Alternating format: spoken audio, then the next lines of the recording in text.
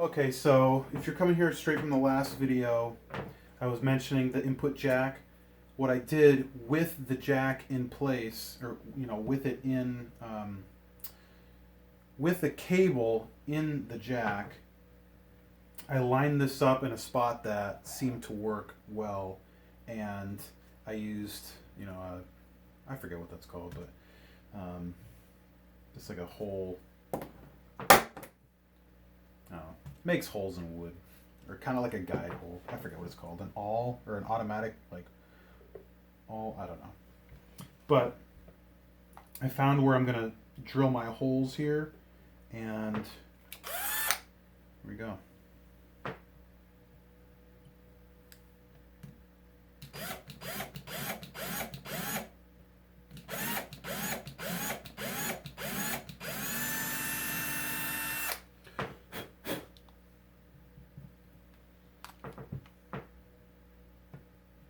You want to try to drill these as straight as possible. Like as perpendicular to the body as possible.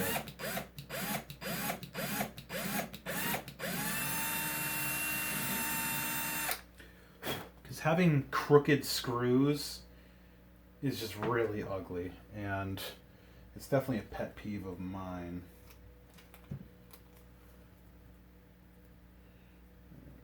So we got a couple pick guard screws here. Too bad I can't get the damn bag open.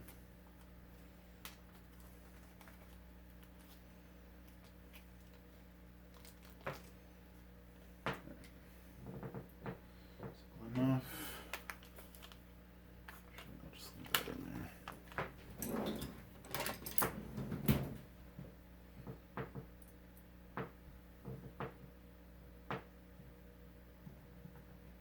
Now, if you use the right size drill bit, this shouldn't be too hard to get these in here. If you didn't use quite the right size, you could always use like a little bit of like bar soap or lotion or something to kind of lube up the threading, and can make it just a little bit easier to get in there.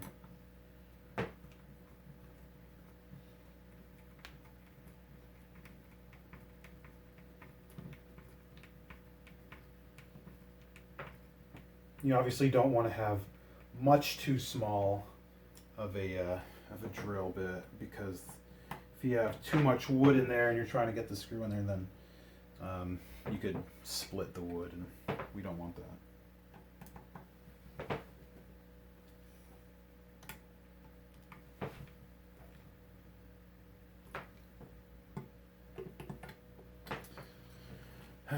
I don't think I drilled far down enough.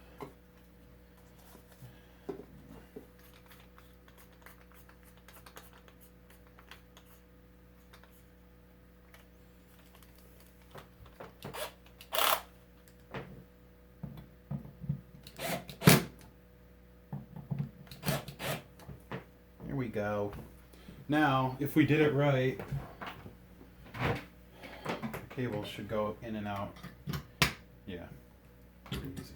So, I've had it before where you can't even get the cable in there because, either a wire was in the way, or this was just positioned too far, this way, and that's no good. So, you probably noticed I have some pick guard, or I have some tape on the pick guard here. That is because I need to fit the neck on the body before I can really position where this is going to be drilled down, because I want the pickup to be fairly centered.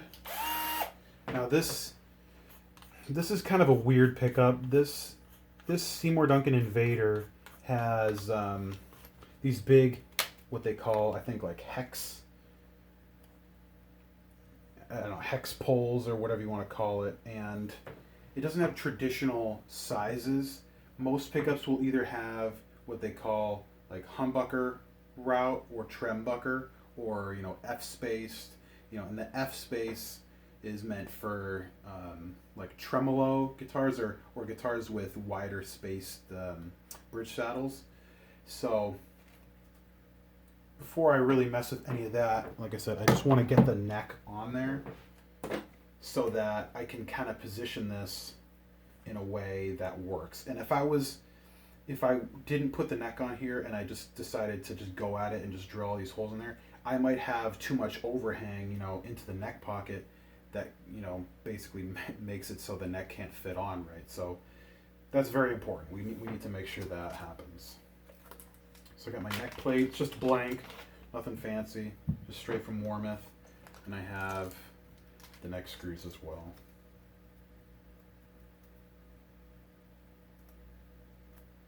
What is with these little baggies today? Alright, those are gonna go there. That'll go there too. So I got the neck hanging up. And too much stuff on there.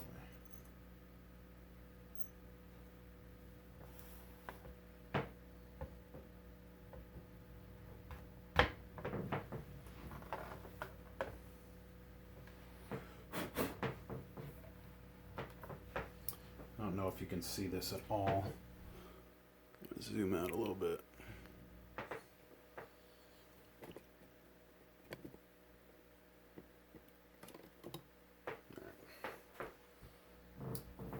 So I'm going to take one of the screws. I got this firmly in place, and I'm just going to go right through here and just kind of hand turn it in there just so it's not sliding anywhere.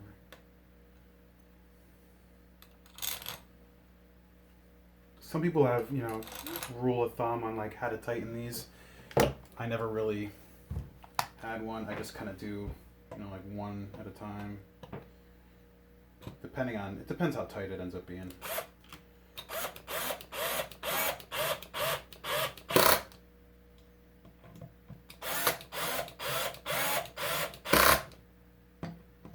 And the torque, I have the torque on this all the way down, just so you know.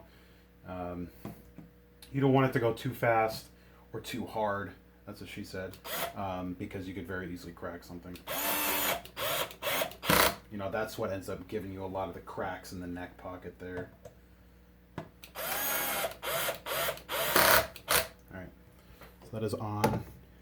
Now, if this was maybe a fender neck with a Warmouth body, or, you know, vice versa, you could very easily run into problems where, you know, something's not lining up quite right. So you always want to be careful when you're mounting a neck for the first time, because it might not be compatible. So that looks pretty good. Now, what I'm going to do for the next video, just because I'm kind of running out of time here, it's getting pretty late. What I'm going to do is just kind of position this right, and I might not even have like any wiggle room at all, because I already have the bridge in place, which I know is in the correct spot because Warmouth drills for that.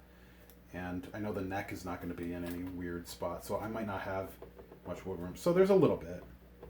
So, you know, for example, I'm going to want to string this up with at least 2 strings, one on each end on the 2 E's. And you could do it with maybe like some string, even like not like you do it with like twine or something if you really wanted to. I've seen people do that. And just so you know where things are going to line up, because, for example, like right here could be, you know, covering too much of this pole, but like none of this one. All the way over here could be doing more of one pole than the other one. So you want to try to make sure that one you're putting it in the right spot, but 2, you're just kind of being careful with it. So yeah, like I said, I'm going to save that for the next video, just because it's getting a little late, and I'm going to continue this another day. But yeah, if you got any questions at all, let me know, and I'll see you next time.